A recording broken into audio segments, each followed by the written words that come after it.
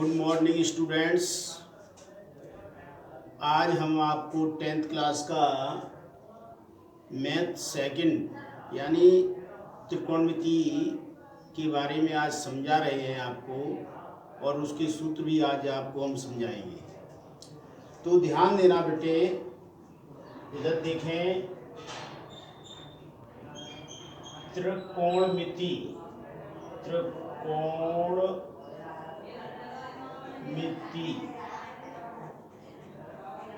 त्रिकोणमिति क्या है? यानी आपने वैसे पाइथागोरस प्रमेय से समझा होगा आपने, यानी किसी समकोण त्रिभुज में कर्ण पर बना वर्ग शेष दो भुजाओं पर बने वर्ग के योग के बराबर होता है। तो इसी तीन कोणों में जो एक संबंध होता है उसको हम त्रिकोणमिति कहते हैं, और इनके जो अनुपात होता है उसको त्रिकोणमिति अनुपात कहते हैं। तो सभी बच्चे इधर ध्यान देंगे कि एल ए एल अपॉन के ए, या ध्यान दें सभी बच्चे, एल फॉर होता है लंब, ए फॉर होता है आधार, और के फॉर होता है कर्ण। के फॉर होता है कर्ण। तो ध्यान दें, sine theta, cos theta, tan theta, cot theta, sec theta, cosec theta.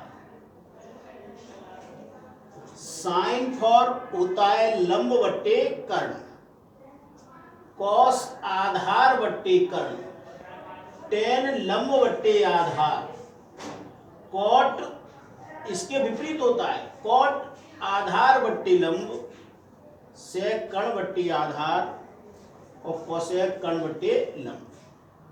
तो ध्यान देंगे, ये एक तरीके से आपका ये फॉर्मूला है, इसके द्वारा सारे सूत्र आपके तैयार हो जाएंगे। तो इधर ध्यान दें, साइन थीटा बराबर लंब बट्टे कर्ण, लंब बट्टे कर्ण, लंब बट्टे कर्ण, कॉस थीटा बराबर आधार बट्टे कर्ण, टेन थीटा बराबर लंब बट्टे आधार। तो ये आधार बट्टे कर्ण, लंब बट्टे आधार,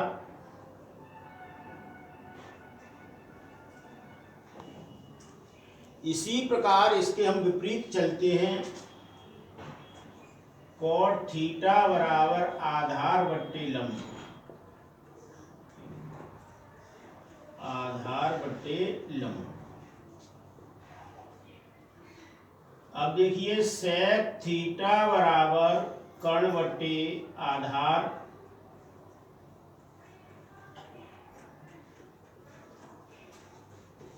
और कोसेक थीटा बराबर कर्ण बट्टे लंब,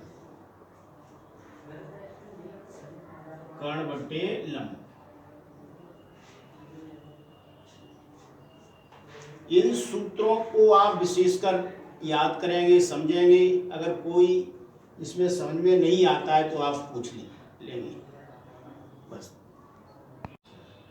हाँ बच्चों, आपने पिछली कक्षाओं में पढ़ा होगा कि पाइथागोरस प्रमेय, तो वही है, उसी को हम रिपीट कर रहे हैं। तो ध्यान देना बच्चों कि समकोण त्रिभुज में कर्ण पर बना वर्ग शेष दो भुजाओं पर बने वर्ग के योग के बराबर होता है। उसी को अभी हम आपको समझा रहे हैं कि देखिए, ये समकोण त्रिभुज है,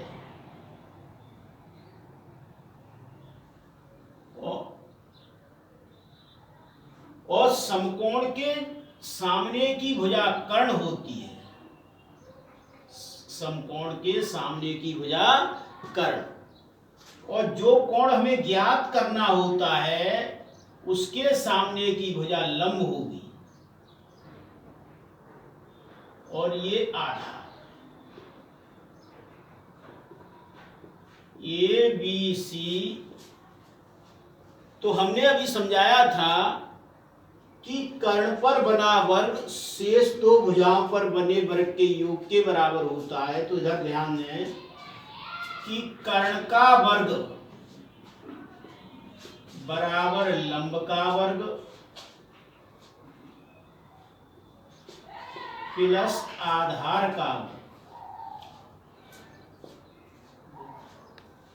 अभी हमने समझाया था कि कर्ण को हम K के द्वारा, लंब को L के द्वारा और आधार को A के द्वारा निरूपित करते हैं। तो उसी के अनुसार कर्ण का वर्ग बराबर लंब का वर्ग प्लस आधार का वर्ग।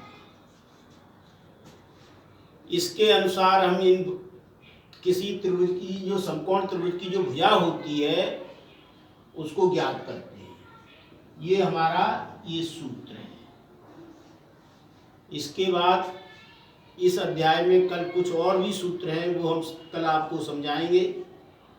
आज इन सूत्रों को ही आप नोट कर लें, समझें। इसके बाद जो हम आप घर के लिए होमवर्क देंगे उसका काम हम अभी आपको भेजेंगे। बस।